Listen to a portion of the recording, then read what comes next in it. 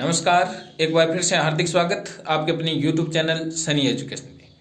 आज का वीडियो आगामी परीक्षा की दृष्टि से बहुत ही महत्वपूर्ण होने वाला है। आज के वीडियो में कक्षा 8 की विज्ञान विषय की राजस्थान बोर्ड की बुक और NCERT की बुक के जो 1 से लेकर 5 तक के लेसन हैं उनके महत्वपूर्ण प्रश्नों को लिया गया है, इसलिए वीडियो को पूरा देखें। यदि वीडियो आपको पसंद आता है तो वीडियो को लाइक करें, अपने मित्रों में शेयर करें और चैनल पर यदि आप नए हो तो चैनल को सब्सक्राइब करने का कष्ट करें। तो शुरू करते हैं आज का वीडियो। तो हमारे पास जो राजस्थान बोर्ड की बुक है उसका जो पहला लेसन है कृषि प्रबंधन, उसके जो महत्वपूर्ण प्रश्न है। 1 नंबर प्रश्न है हमारे पास, गेहूं एक फसल है। तो गेहूं किसकी फसल है? रबी की, खरीफ की, जायद की या उपयुक्त सभी। तो गेहूं किसकी फसल है? रबी की फसल है। 1 नंबर ऑप्शन सही हो जाएगा। उसके बाद में हमारे पास 2 नंबर प्रश्न है, खरीफ की फसल बोई जाती है। खरीफ से तात्पर्य खराब मौसम, और खराब मौसम कब होता है? जब आंधी आती है, तूफान आती है, बारिश आती है। तो मतलब खराब मौसम कब होता है? जून से सितंबर तक। तो खरीफ की फसल कब बोई जाती है? जून से लेके सितंबर तक बोई जाती है। उसके बाद में हमारे पास 3 नंबर प्रश्न है, खरीफ की फसल का उदाहरण है। तो खरीफ की फसल का निम्न में से कौन सा उदाहरण है? जो 1 नंबर ऑप्शन है हमारे पास, ज्वार खरीफ की फसल का उदाहरण है। उसके बाद में हमारे पास NCERT बुक का जो 1 नंबर लेसन है हमारे पास, फसल उत्पादन एवं प्रबंधन, उसके महत्वपूर्ण प्रश्न। 4 नंबर प्रश्न है हमारे पास, फलीदार पौधों की फसल से भूमि में जिस तत्व की मात्रा बढ़ जाती है वह है। तो फलीदार जो पौधों की फसल होती है उनको भूमि में लगाने से किस तत्व की मात्रा बढ़ जाती है? नाइट्रोजन की मात्रा भूमि में बढ़ जाती है। उसके बाद में हमारे पास राजस्थान बोर्ड की बुक का जो 2 नंबर लेसन है, धातु एवं अधातु, उसके महत्वपूर्ण प्रश्न। वह धातु जो सामान्य ताप पर द्रव अवस्था में पाई जाती है। तो जो धातुएं होती है वो लगभग कठोर होती है, लेकिन एक अपवाद है जो द्रव अवस्था में पाई जाती है। कौन सी धातु है? पारा जो धातु है वो द्रव अवस्था में पाई जाती है। उसके बाद में 6 नंबर प्रश्न है हमारे पास, वह धातु जो विद्युत की सुचालक है। कौन सी धातु विद्युत की सुचालक है? यहाँ पे प्रश्न है कि वह अधातु जो विद्युत की सुचालक है। जो अधातु होती है वो क्या होती है? विद्युत की कुचालक होती है सभी, लेकिन एक जो ग्रेफाइट है वो विद्युत की क्या होती है? सुचालक है। उसके बाद में हमारे पास 7 नंबर प्रश्न है, निम्नलिखित में से कौन सी धातु सबसे अधिक अभिक्रियाशील है? तो निम्न में से कौन सी धातु सबसे अभिक्रियाशील है? सोना, सोडियम, मैग्नीशियम या चांदी। तो सोडियम जो है सबसे अधिक अभिक्रियाशील धातु है। उसके बाद में 8 नंबर प्रश्न है हमारे पास, धातु ऑक्सीजन से अभिक्रिया करके बनाती है। तो धातु ऑक्सीजन से अभिक्रिया करके क्या बनाती है? जो 2 नंबर ऑप्शन है हमारे पास, क्षारीय ऑक्साइड बनाती है। उसके बाद में हमारे पास 9 नंबर प्रश्न। उसके बाद में हमारे पास जो धातुओं के बारे में, धातु के बारे में जो विशेष पॉइंट है वो मैंने इस प्रकार से लिखे हैं कि 1 नंबर पॉइंट है हमारे पास धातुओं के बारे में, धातुओं के जो ऑक्साइड होते हैं वो क्षारीय प्रकृति के होते हैं, बहुत ही महत्वपूर्ण पॉइंट। उसके बाद में अधातुओं के ऑक्साइड जो होते हैं वो कैसे होते हैं? अम्लीय प्रकृति के होते हैं। उसके बाद में हमारे पास 2 नंबर पॉइंट है, धातु अधातुओं से क्रिया करके यौगिक का निर्माण करती है, बहुत ही महत्वपूर्ण पॉइंट। उसके बाद में 3 नंबर हमारे पास जो पॉइंट है, धातु ऑक्सीजन से क्रिया करके धातु ऑक्साइड का निर्माण करती है। उसके बाद 4 नंबर हमारे पास पॉइंट है, सोना, चांदी, सीसा, तांबा आदि धातु जल से बिल्कुल अभिक्रिया नहीं करती, बहुत ही महत्वपूर्ण पॉइंट कि सोना, चांदी, सीसा और तांबा ये जो धातुएं, इनको छिक्का धातु या मुद्रा धातु भी कहा जाता है। ये धातुएं जल से कभी क्रिया नहीं करती। उसके बाद में 5 नंबर पॉइंट है हमारे पास, बहुत ही महत्वपूर्ण पॉइंट है कि सर्वाधिक तन्य धातु सोना होता है। जो तन्यता का गुण है वो किस में पाया जाता है? धातुओं में पाया जाता है। इसका अर्थ होता है कि धातुओं को पीट कर लंबी तारों में बदला जा सकता है। तो तन्यता का गुण सबसे अधिक किस में पाया जाता है? सोने में पाया जाता है। उसके बाद में 6 नंबर पॉइंट हमारे पास, सर्वाधिक आघात वर्धनीय। आघात वर्धनीय का तात्पर्य कि धातुओं को पीट के चादरों के रूप में बदलना। तो सर्वाधिक आघात वर्धनीय कौन सी होती है? धातु चांदी होती है। उसके बाद में हमारे पास 7 नंबर पॉइंट है, सर्वाधिक लचीली धातु स्टील होती है। यदि सर्वाधिक लचीली धातु कौन सी होती है? स्टील होती है। वैसे सबसे लचीला रबर होता है, लेकिन धातुओं में पूछे तो सबसे लचीला स्टील होता है। उसके बाद में 8 नंबर हमारे पास पॉइंट धातुओं की चालकता का सही क्रम है। मतलब धातुओं में जो विद्युत का चालन होता है वो इस प्रकार सबसे जो अच्छा जो चालन करता है विद्युत का, वो सबसे अच्छी चालन किस में होता है? चांदी में, उसके बाद में तांबा में, उसके बाद सोना में, और इसके बाद में एल्यूमिनियम। तो ये धातुओं का क्या है? चालकता का सही क्रम है। उसके बाद में हमारे पास 8 नंबर पॉइंट है लौह धातु। लौह धातु कौन सी होती है? वे धातु जिनमें कार्बन की मात्रा पाई जाती है, मतलब जिनमें कार्बन पाया जाता है उनको लौह धातुएं कहते हैं। कौन कौन से उदाहरण है? लोहा, स्टील, कोबाल्ट और निकल। ये जो धातुएं हैं उनमें कार्बन की मात्रा पाई जाती है, इसलिए उनको लौह धातु कहा जाता है। उसके बाद 9 नंबर हमारे पास पॉइंट है अलोह धातु, मतलब वे धातु जिनमें कार्बन की मात्रा बिल्कुल भी नहीं पाई जाती। कौन कौन सी धातु है? जैसे तांबा, जस्ता, सोना, चांदी और एल्यूमिनियम। इनमें कार्बन की मात्रा नहीं पाई जाती। तो बहुत ही महत्वपूर्ण पॉइंट। उसके बाद में 10 नंबर पॉइंट है हमारे पास, मानव ने अपने जीवन में सर्वप्रथम तांबे धातु का उपयोग किया था। तो मानव ने सबसे पहले किस धातु का उपयोग किया था? तांबे का उपयोग किया था। उसके बाद में 11 नंबर पॉइंट हमारे पास, सबसे हल्की धातु कौन सी है? लिथियम है। उसके बाद में 12 नंबर पॉइंट, सबसे भारी धातु ओस्मियम है। तो बहुत ही अच्छा पॉइंट। 13 नंबर पॉइंट है हमारे पास, सबसे कठोर व सबसे महंगी धातु कौन सी होती है? प्लेटिनम होती है। उसके बाद में 14 नंबर पॉइंट है हमारे पास, सबसे नरम धातु, जो सबसे नरम धातु होती है वो कौन सी होती है? सोडियम धातु होती है।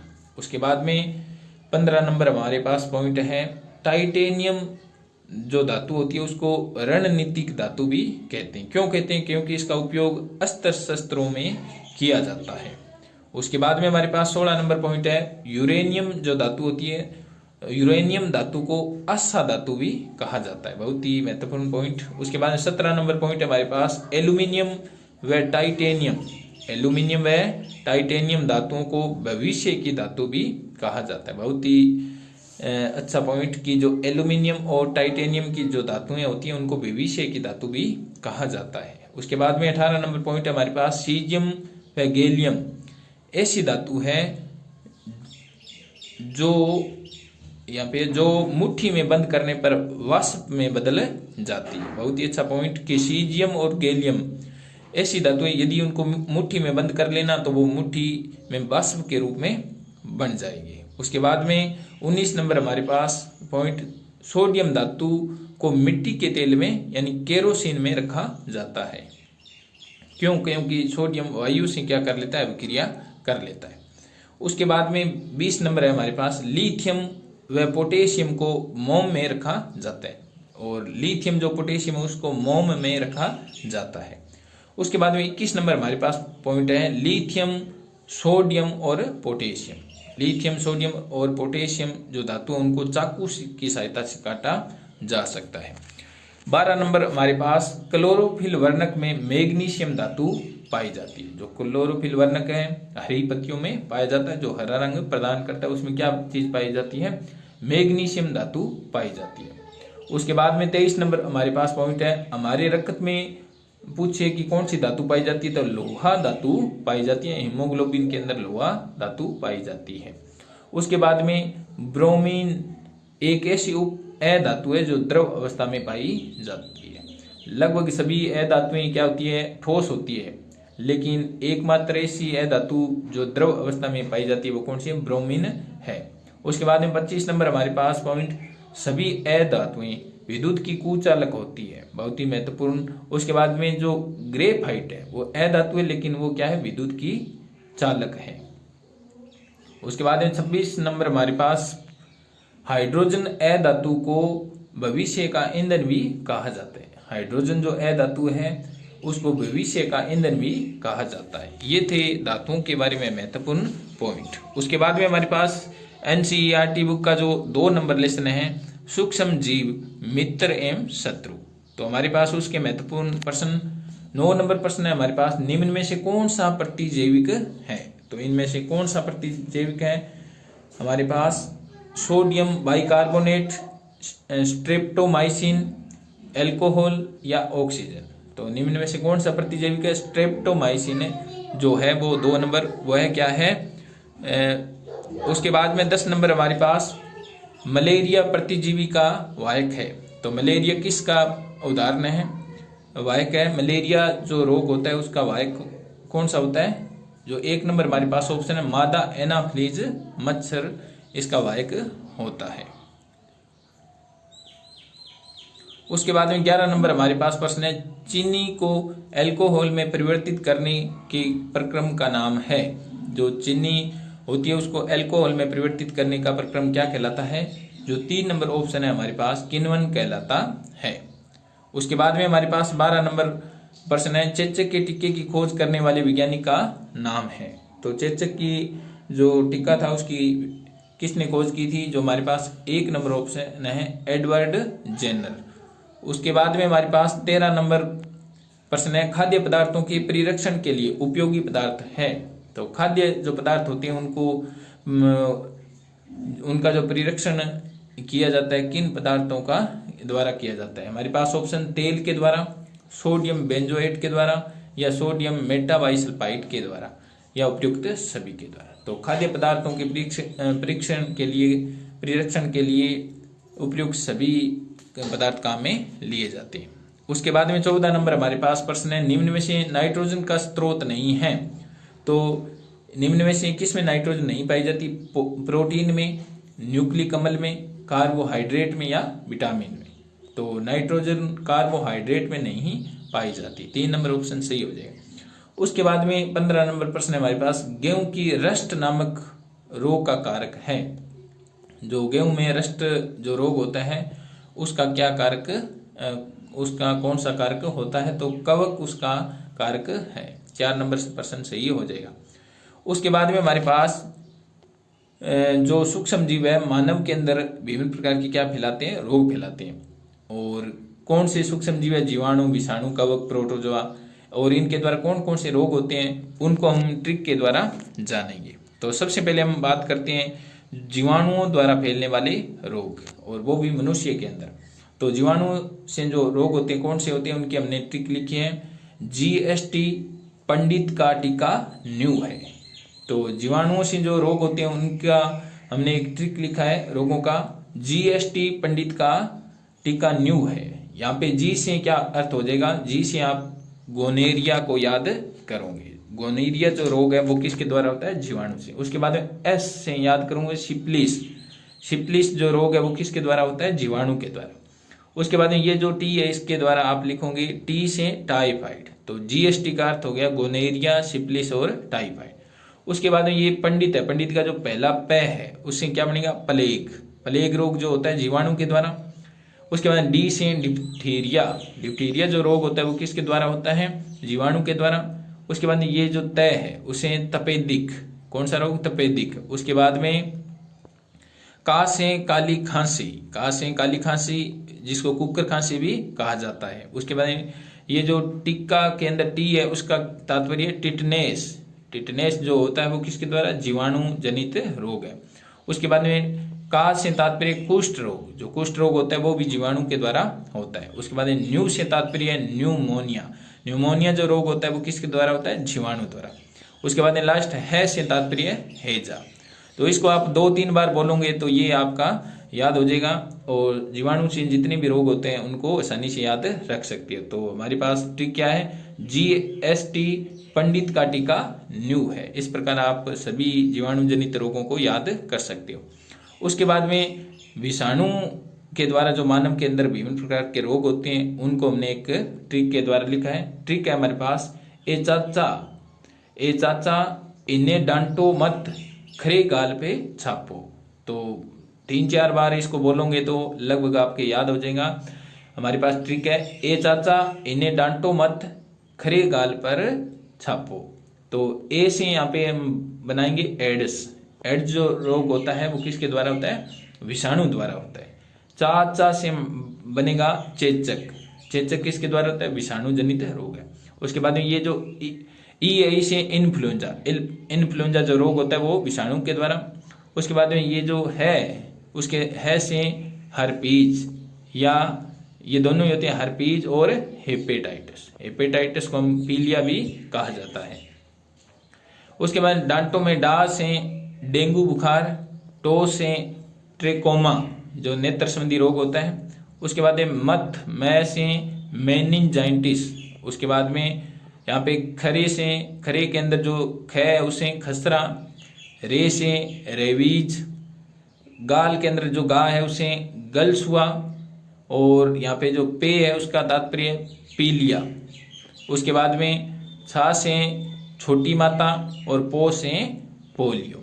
तो ये थे विषाणु द्वारा होने वाले मानव के अंदर विभिन्न प्रकार के रोग। तो इसको 2-3 बार याद करोगे तो आसानी से ये याद हो जाएंगे।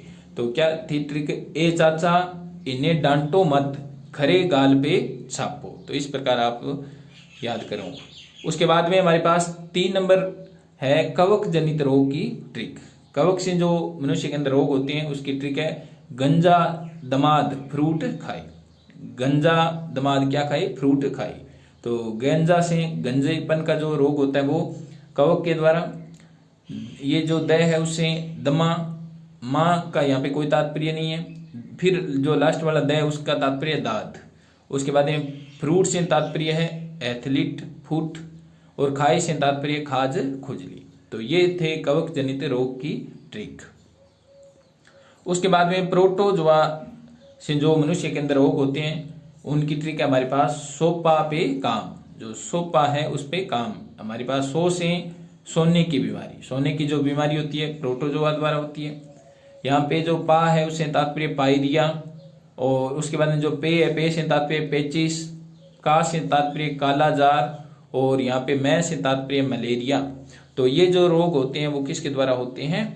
प्रोटोजोआ जनित रोग है। इसकी ट्रिक आप 1-2 बार याद करोगे तो आसानी से याद हो जाएगी। सोपा पे काम। उसके बाद में हमारे पास जो राजस्थान बोर्ड की बुक है उसका 3 नंबर जो लेसन है हमारे पास संश्लेषित रेशे और प्लास्टिक। उसके जो महत्वपूर्ण प्रश्न है हमारे पास 16 नंबर प्रश्न है हमारे पास, वह पदार्थ जो सामान्यतः रसोई के नॉन स्टिक बर्तनों को बनाने में काम लिया जाता है। तो रसोई के नॉन स्टिक बर्तनों को बनाने में किसका उपयोग किया जाता है? जो हमारे पास 3 नंबर ऑप्शन है टेफ्लॉन का उपयोग किया जाता है। उसके बाद में हमारे पास 17 नंबर पॉइंट है रसोई के बर्तनों के हैंडल बनाने में सबसे उपयुक्त पदार्थ है। तो रसोई के जो बर्तन होते हैं उनके हैंडल किसके द्वारा बनाए जाते हैं? हमारे पास जो 4 नंबर ऑप्शन है बेकेलाइट के हैंडल बनाए जाते हैं। उसके बाद में हमारे पास 18 नंबर प्रश्न है थर्मोप्लास्टिक है। थर्मोप्लास्टिक क्या चीज है? हमारे पास ऑप्शन बेकेलाइट है, या मेलामाइन, या पॉलीथीन, या इनमें से कोई नहीं। तो थर्मोप्लास्टिक क्या चीज है? पॉलीथीन का उदाहरण है। उसके बाद में हमारे पास जो बहुलक होते हैं उनके बारे में कुछ विशेष जानकारी। हमारे पास 1 नंबर पॉइंट है रेयोन जो होता है उसको कृत्रिम रेशम भी कहते हैं, बहुत ही महत्वपूर्ण पॉइंट। उसके बाद में 2 नंबर पॉइंट हमारे पास जो नायलॉन होता है वो एडिपिक अम्ल और हेक्सामेथिलीन डाइअमीन का मिश्रण होता है। बहुत ही महत्वपूर्ण पॉइंट है कि जो नायलॉन होता है वो किसका मिश्रण होता है? हर बार लगभग परीक्षा में पूछते हैं। तो वो किसका मिश्रण? एडिपिक अम्ल और हेक्सामेथिलीन डाइअमीन का मिश्रण होता है। 3 नंबर पॉइंट है हमारे पास डेकेरोन या डेक्रोन जो होता है, जो कृत्रिम वस्त्र होते हैं या रेशे होते हैं उनका निर्माण किसके द्वारा होता है? एथिलीन ग्लाइकोल और टर्थेलिक अम्ल द्वारा निर्माण होता है। उसके बाद में और ये जो मिश्रण है इसका एथिलीन ग्लाइकोल और टर्थेलिक अम्ल का मिश्रण क्या कहलाता है? पॉलीएस्टर भी कहलाता है। उसके बाद में हमारे पास 4 नंबर पॉइंट प्रथम पूर्ण संश्लेषित रेशम कौन सा था? मानव द्वारा प्रथम संश्लेषित रेशम कौन सा था? नायलॉन था। उसके बाद में 5 नंबर हमारे पास पॉइंट है प्राकृतिक जो रबर होता है वो किसका बहुलक होता है? आइसोप्रीन का बहुलक होता है। बहुत ही महत्वपूर्ण पॉइंट, हर बार परीक्षा की दृष्टि से इसमें पूछ लेते हैं। उसके बाद में हमारे पास एसीटोनाइट्राइल के बहुलीकरण से आर्नोल बनता है। ये भी एक प्रकार का कृत्रिम रेशम है। और इसका बहुलीकरण किसके द्वारा होता है? एसीटोनाइट्राइल की वजह से होता है।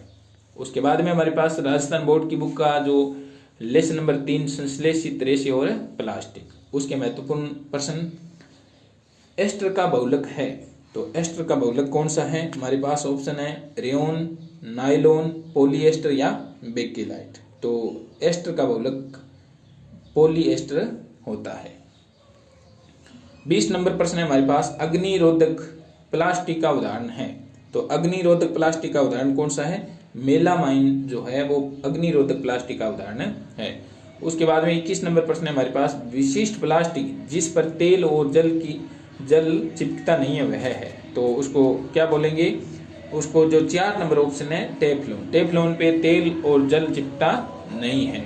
उसके बाद में हमारे पास जो विशेष केंद्र है कि जो पॉलीकोट होता है, पॉलीकोट का जो निर्माण होता है, पॉलीकोट का निर्माण पॉलीएस्टर और कपास के द्वारा होता है। बहुत ही महत्वपूर्ण पॉइंट है कि जो पॉलीकोट होता है उसका निर्माण किसके द्वारा होता है? पॉली से तात्पर्य पॉलीएस्टर, कोट से तात्पर्य कॉटन मतलब कपास। तो पॉलीकोट का निर्माण किसके द्वारा होता है? पॉलीएस्टर और कपास के द्वारा। उसके बाद में पॉलीबूल, पॉलीबूल का निर्माण होता है पॉली से तात्पर्य पॉलीएस्टर, बूल से तात्पर्य ऊन। तो पॉलीएस्टर जो पॉलीबूल है पॉलीएस्टर ऊन से बनता है। उसके बाद में राजस्थान बोर्ड की बुक का जो 4 नंबर लेसन है रासायनिक अभिक्रिया, इसके लेसन के बारे में विस्तार से हम रासायनिक अभिक्रिया के बारे में कक्षा 10 की जो बुक है उसके बारे में पढ़ेंगे। तो 22 नंबर प्रश्न है हमारे पास ऑक्सीकरण अभिक्रिया में होता है। जो ऑक्सीकरण अभिक्रिया होती है उसमें क्या होता है? ऑक्सीकरण अभिक्रिया में क्या होता है? ऑक्सीजन जुड़ती है और हाइड्रोजन इससे बाहर निकलती है। तो 1 नंबर ऑप्शन सही हो जाएगा। उसके बाद में एनसीईआरटी बुक का जो 4 नंबर लेसन है हमारे पास पदार्थ, धातु और अधातु, धातु और अधातु, उसके जो महत्वपूर्ण प्रश्न है उनको लिया गया है। हमारे पास 23 नंबर प्रश्न है निम्नलिखित में से किस को पीट कर पतली चादरों में परिवर्तित किया जा सकता है? निम्न में से तो हमारे पास ऑप्शन जिंक को, सल्फर को, ऑक्सीजन को या नाइट्रोजन को। तो हमें पता है कि ये तो अधातुएं हैं, इनको तो हम पीट कर लंबा नहीं कर सकते, चादरों में बदल नहीं सकते। तो जिंक को पीट कर लंबा किया जा सकता है, चादरों के रूप में बदला जा सकता है। 24 नंबर प्रश्न है हमारे पास निम्नलिखित में से कौन सा कथन सही है? हमारे पास ऑप्शन है सभी धातुएं तन्य होती है, उसके बाद में सभी अधातुएं तन्य होती है, सामान्यतः धातुएं तन्य होती है और कुछ अधातुएं भी तन्य होती है। तो इसके अंदर जो हमारे पास 3 नंबर पॉइंट है, सामान्यतः धातुएं जो होती है वो क्या होती है? तन्य होती है। सभी धातुएं तन्य नहीं होती है, सामान्यतः कुछ धातुएं क्या होती है? तन्य होती है, 1-2 को छोड़कर। उसके बाद में 25 नंबर प्रश्न है सक्रिय अधातु जो वायु में खुला रखने पर आग पकड़ लेती है वह है। तो कौन सी अधातु है जिसको वायु में खुला रख दें तो वो आग पकड़ लेती है? यहाँ पे अधातु पूछा है तो अधातु कौन सी होगी? फास्फोरस होगी। उसके बाद में 26 नंबर प्रश्न है हमारे पास किस गैस के जलने पर पोप की ध्वनि निकलती है? तो पोप की ध्वनि किस गैस को जलाने से निकलती है? हाइड्रोजन गैस को जलाने से निकलती है। उसके बाद में हमारे पास 27 नंबर प्रश्न है उस अधातु का नाम बताइए जिसका उपयोग उर्वरकों में पौधे की वृद्धि हेतु किया जाता है। बहुत ही अच्छा प्रश्न है। तो इसके अंदर हमारे पास जो 1 नंबर पॉइंट है नाइट्रोजन का उपयोग उर्वरकों में पौधे की वृद्धि हेतु किया जाता है, उर्वरकों के रूप में इसका उपयोग किया जाता है।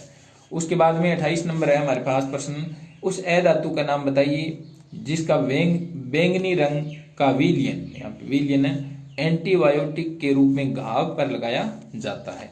तो वह कौन सी धातु है जिसका बैंगनी रंग का विलयन एंटीबायोटिक के रूप में घाव पर लगाया जाता है? तो इसका हमारे पास जो 1 नंबर ऑप्शन है आयोडीन का विलयन लगाया जाता है। उसके बाद में 29 नंबर हमारे पास प्रश्न है कौन सी धातु का उपयोग कौन सी धातु का उपयोग जल को शुद्ध करने में किया जाता है? तो कौन सी धातु का उपयोग जल को शुद्ध करने में किया जाता है? ओजोन का उपयोग जल को शुद्धिकरण में किया जाता है। ओजोन का निर्माण ऑक्सीजन के 3 अणुओं के मिलने से होता है और यही सूर्य से जो हानिकारक पराबैंगनी विकिरणें आती है उनसे हमारी रक्षा करती है। उसके बाद में हमारे पास जो राजस्थान बोर्ड की बुक है उसका 5 नंबर जो लेसन है जैव विविधता, उसके महत्वपूर्ण प्रश्न।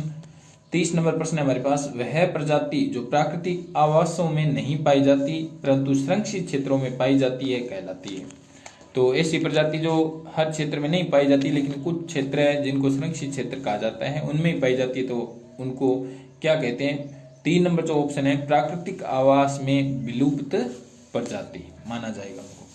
उसके बाद में हमारे पास जो एनसीईआरटी का बुक का जो 5 नंबर लेसन है कोयला और पेट्रोलियम, उसके महत्वपूर्ण प्रश्न। 31 नंबर प्रश्न है हमारे पास, नेफ्थलीन की गोलियां बनाई जाती है, जो नेफ्थलीन की गोलियां किसके द्वारा बनाई जाती है। ऑप्शन है हमारे पास कोलतार से, कोयला से, प्राकृतिक गैस से या कोक से। तो हमारे पास नेफ्थलीन की गोलियां कोलतार से बनाई जाती है। उसके बाद में हमारे पास 32 नंबर प्रश्न है, पीसीआरए का संबंध है, तो पीसीआरए का संबंध किससे है। हमारे पास जो ऑप्शन है अच्छी शिक्षा से, पेट्रोलियम डीजल बचाने से, वाहन चालन से या पेट्रोलियम प्रोडक्शन से। तो पीसीआरए का संबंध किससे है, पेट्रोलियम डीजल को बचाने से है। उसके बाद में ये थे हमारे पास आज के वीडियो के महत्वपूर्ण प्रश्न। आज का वीडियो कैसा लगा कमेंट बॉक्स में जरूर बताएं, और इसकी पीडीएफ प्राप्त करने के लिए आप हमारे टेलीग्राम चैनल को